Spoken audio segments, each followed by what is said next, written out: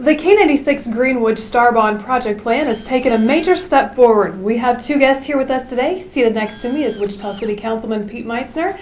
And then we also have the city's Urban Development Director here with us today, Alan Bell. Thank you both for being here. Thank you, Laura. Maybe Councilman Meitzner, you could start off by just explaining where this area is at and what all this project would include. Well, thank you, Laura Gill, and appreciate Alan joining us today. The K96 Star Bond District is basically at the corner of 21st and Greenwich Road, and it goes north through the 96 interchange and just north of that. And it's the property on both sides of Greenwich Road, which a lot of the public would refer to that as, you know, where Cabela's is and across the street from Cabela's, so to speak. So we've made a lot of progress. If you pay attention to what a Star Bond District does, STAR stands for, it's S-T-A-R, Sales Tax and Revenue. It's a state program that's administered and authorized under the state of Kansas, specifically out of the Secretary of Commerce. And what it does is that district I just described has a specific boundary, and any sales tax revenue that's above what's going on today gets to be captured and put right back into the infrastructure on a specific set period of time to develop. Yeah, I think it's worth noting that the sales tax revenue is not an increase in sales tax. If you buy a pair of tennis shoes on one side or another, it's the same sales tax today. We just are able, first under the program set up, we can grab that revenue, and instead of it going into Topeka as in the general sales tax funds for an amount of time, it stays right here for these projects, of which is the Good Sports, the arena, and helps a little bit with the interchange and some of the infrastructure. Basically, horizontal improvements, not vertical improvements, but horizontal. Right. You have something to add to Yep. that, Alan? Except for the field house itself, the arena, as you mentioned, that will be constructed with star bonds, or financed with star bonds, including the vertical construction. Then all of the rest of the star bond financing will be for public infrastructure, land acquisition, site improvements, and of course the K96 interchange. And so tell me a little bit more about what's going to happen with that interchange. Well, the interchange now, for anybody that's used it or tried to use it, only works if you're coming from the west to get off or going to the west to get on. In other words, if you're trying to use it from the other direction, you're out of luck. You have to either go over to Webb Road and use that one, or the 21st Street interchange. So that's an underserved interchange. It was originally designed that way with the idea that it would be eventually expanded. And now we have both the demand in terms of the amount of development that's going on there, plus the means with the star bond financing to be able to do that and have a full service interchange. To make sure I'm getting this right, so the money that's generated from the star bonds pays for the land acquisition. How much land is that in that area? Well, the phase that we're doing now is about 20 acres, I believe. Okay. I don't have the exact number, but it's about 20 acres, and this is out of a much larger area that's more like 80 acres of land. And then who pays for the infrastructure? Is that also financed with the star bonds? The infrastructure, like bringing utilities to the area, interior streets, drainage works, and that sort of thing would be financed with star bonds as well.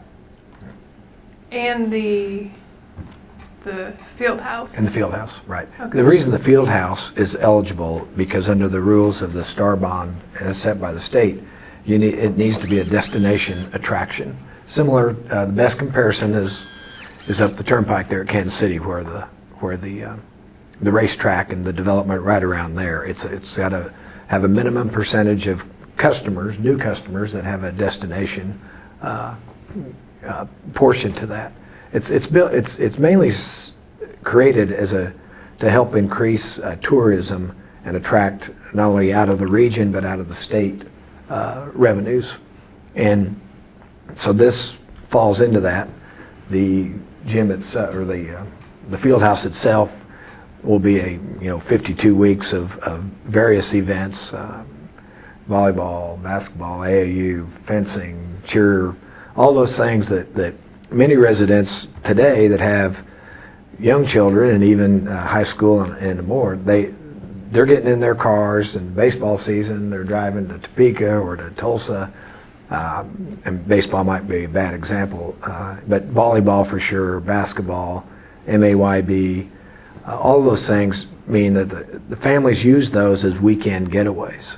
And there's a sporting event going on, but the family goes with them, and so that's what this will be a great venue for that. That's right. Now families from other areas will be coming to Wichita for their weekend getaways. Nice to have those tourism dollars. That's right. Right, and I think one of the early studies, the reason that we pursued this as well after being approached by the Good Sports team was that we realized that in Wichita we contribute a lot to the economic impact and the new dollars that come into the state by the things we manufacture. So we are a great export because we build things, we make things, planes, things like that. So, but conversely, when they looked at where revenue monies are spent by people coming in for entertainment, we were percentagely low versus Kansas City and some other areas.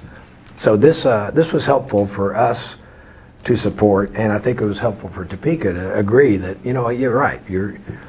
You could use percentage-wise, it should be better for entertainment. There is a real need. A So void, I guess, would be the. absolutely. We're filling a void, right? So would the field house be the first thing that's built? And then tell me a little bit more about how large that would be and what all that would include. The Good Sports Field House will be a 65,000 square foot indoor multi-sport athletic facility that will provide space for up to 12 basketball courts at one time being in use, or up to 24 volleyball courts being in use at one time. It can also be configured for any other type of outdoor sporting event.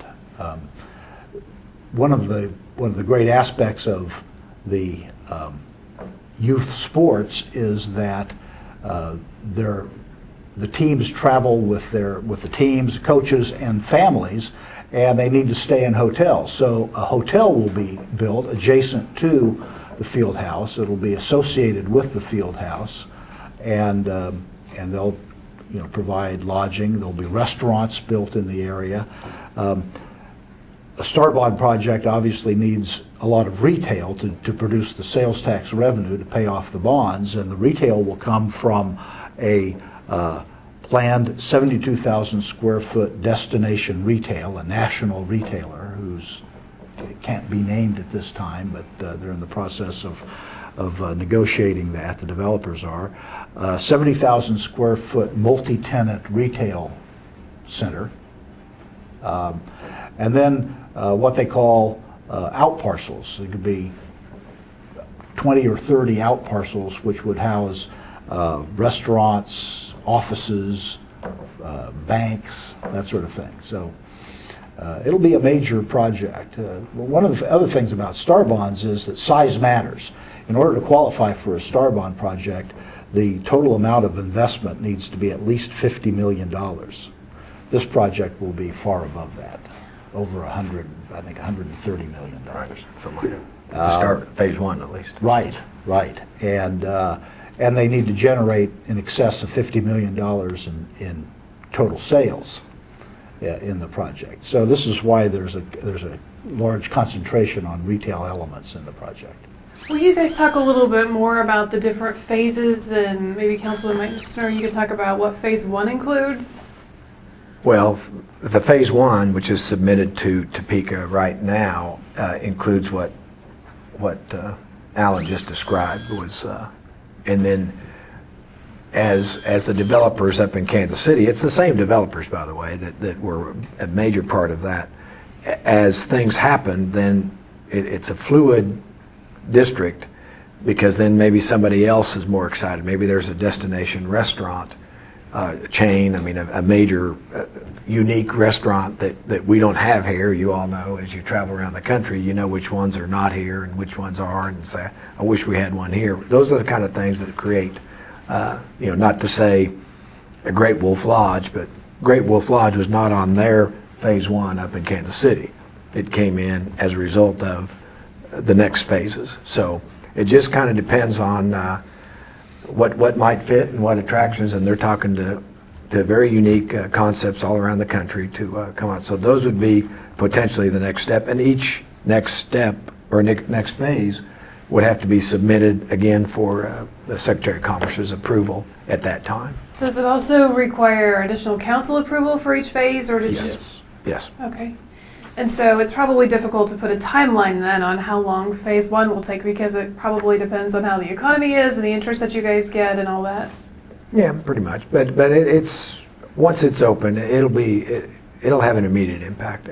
I might say the fact that we're doing a concept that's kind of sports related to help support right around that area, that across the street that's not in the Starbond district is our Striker soccer complex, which is a great complex, but we haven't totally utilized that maybe the way we could and should. And so this will we'll have an outdoor venue that's not in the Starbond district that will be complemented both ways, and that'll support this youth sports and even young adult sports, and I don't know if Alan and I could be on a team. Late year sports, but whatever. Make it happen. That's right. I don't know about basketball. It's also, I think, important to note that the Starbond district is a fairly large area, and there are other developers that control other parts of the district, and so future phases may involve different developers as well. And that was the case in Kansas City. Right. Okay. It's good to have that perspective. Now, wasn't there also some type of a water park included? Something called the Wave House. Tell me about that. Well, it's a surfing-based attraction that has a restaurant and kind of entertainment center built around it. But my best point of reference is thinking about these cruise ships that have water rushing down a slope, and you can get your surfboard or your boogie board or whatever out and actually surf in sort of a stationary way on this water that's rushing by down this slope. Sounds like fun and like something we don't already have here. No, we don't have that in Wichita. I think it is called the Wave House, and I think you can see an example of some of the successful ones around the world, I believe, is at wavehouse.com. If somebody wanted to look at an example. It seems like it's got a festive environment around it, and for eating and entertainment and bands, and not necessarily like a Jimmy Buffett bar, but something that's kind of supporting around the venue of the surfing that's going on. So kind of unique. Those are the kind of things that are being talked about, which will be a lot of fun. So are other developers in your district and business owners, are they supportive of this? Oh, to me, the comments have been very supportive in the fact that again, the rules of the Starbond district say that we need to bring in outside revenue from tourism type attendance and revenues, and so as you can imagine, if you're involved in a volleyball tournament or whatever it else, or a basketball tournament, well, you're playing your games, but then you have downtime, and so what do you do in the downtime? Well, Eat, shop. Right. That's what I do. Surprisingly, no, maybe not surprising, but Jeff Fleur is even a large fan of this, even though that Jeff he focuses on downtown development, but Susie Santo at Go Wichita is a big fan. That'll add to more choices of when they come to town. Wichita's a lot bigger than just these little sections, so very supportive. That's right. As I mentioned, the one of the important aspects of a Star Bond project is that it attracts visitors from substantial distances away, and we have to actually provide research statistics that back that up. But our research shows that the field house itself is anticipated to attract 300,000 visitors a year.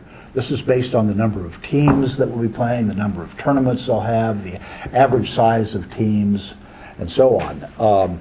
There's part of the total visitor count will be for Cabela's, and Cabela's is estimated to attract 1 million visitors a year. Now that includes local visitors as well as visitors from outside the area. When you look at the area outside 100 miles from Wichita, we estimate there'll be about 685,000 visitors a year as a result of this project. And from outside of the state of Kansas, we are looking at about 590,000. Those are impressive numbers. Yeah. So Very much so. Would you talk a little bit more about the City Council just approved the Memorandum of Understanding? Mm-hmm. What does that mean? And tell us a little bit more about what happens next. Well, the Memorandum of Understanding was just it was another step after the project plan was approved, and we submit the project plan with the Memo of Understanding of what this is specifically a number that we arrived at, which is roughly $30 million. The tax funding would support that. I think it's also worth noting is that if the bonds are sold, they are not, the city does not guarantee or back the bonds. Whatever the sales tax revenue supports that debt, this first phase of debt. And actually those bonds are sold on the public markets, and the public can buy them. I mean, they're privately placed in the public. They're not a government issued bond, so it's not our taxpayers' liability on this at all. And so if anybody out there is wondering why are Star Bonds needed, what would be the answer? Well, as a matter of fact, we ask the same question. Why are these really needed? And so we do something, and we do this in most of the economic development projects that we have. It's called a gap analysis, and it looks at the economics of the project. You know, what will if given the scope of the project and the sources of financing, what will be the developer's return on investment with or without the public assistance, in this case Star Bonds. And without public assistance, the developer's return on investment would be somewhere in the neighborhood of 3 or 4%. Well, developers don't make investments if the return is that low. So we looked at what it would be with Star Bonds, and it gets up to about a little over 10%, which is a reasonable return on investment. So basically, it's dictated by the economics of the project. And then the Secretary of Commerce also has a role in determining how this plays out. Will you explain that? Well, again, because it's a state project, it's under the Secretary of Commerce. It was assigned to the Secretary of Commerce specifically, and so they've looked at it in detail. We've had a series of meetings with them, and I know Alan and his group have had more dialogue than the dialogues that I've had. But it's a real partnership between the city, the private investors, and the state's involvement. Mm-hmm. Because the state basically gives you this period of time where they'll allow this revenue, tax revenue, to help develop that. Because at the end of the day, when that time frame ends, then the state is better off overall for ever after that. That's right. And so the Secretary of Commerce is determining a percentage. You know, do we give you the full amount of Star Bonds you requested, or a percentage, or how does that work? They'll do an analysis that's based on the extent to which this is, the funding is backed by new tourism and by the development of destination attractions that are unique to the area, and come up with their own determination of how much in star bond financing is warranted, I think you could say it that way, is warranted by the details of the project. And they'll tell us whether we can expect to get the full $30 million that we'd like to have, or will it be something less? We've made a case for the full amount, and we'll just see how it goes. And if you do end up getting less, then who decides which parts will be scaled back, or do the developers have to decide if they want to invest more? The memo of understanding that we talked about a minute ago actually has a priority order written into it. The first priority is the field house. Without the field house, it doesn't qualify as a star bond project. And then the next priority is the interchange, because the interchange is crucial to opening up that area for development. Then comes public infrastructure, and in the last place is land acquisition. So what we can't pick up with star bonds, the developer will be required to pick up. And so when do you guys expect to have an answer from the state? That's a good question. We don't have a lot of direct experience. We do have one star bond project downtown, the one that involves the Keeper of the Plains Plaza and so on. I think we got a response from the secretary. It was a different secretary at the time, but in about a month. And then I think the developers said they were ready to go as soon as, break ground as soon as this summer, if everything goes right. That's right. Or maybe even before that, actually. They're eager, very eager. I think a lot of us are eager for it. It seems like Yeah. a tremendous community asset. Yes, I think it's going to be, it'll be unique, but it'll be fun. There'll be a lot of activity going on. It'll be just another pocket of a lot of exciting stuff going on in that area. So I'm going to put you on the spot. If everything goes as planned and you get all your phases done, is this a 5-year project, a 10-year? Well, if are there any lessons to be learned from Kansas City, it's probably more like a 10-year project. Right. Because the district's allowed for up to 19 to 20 years.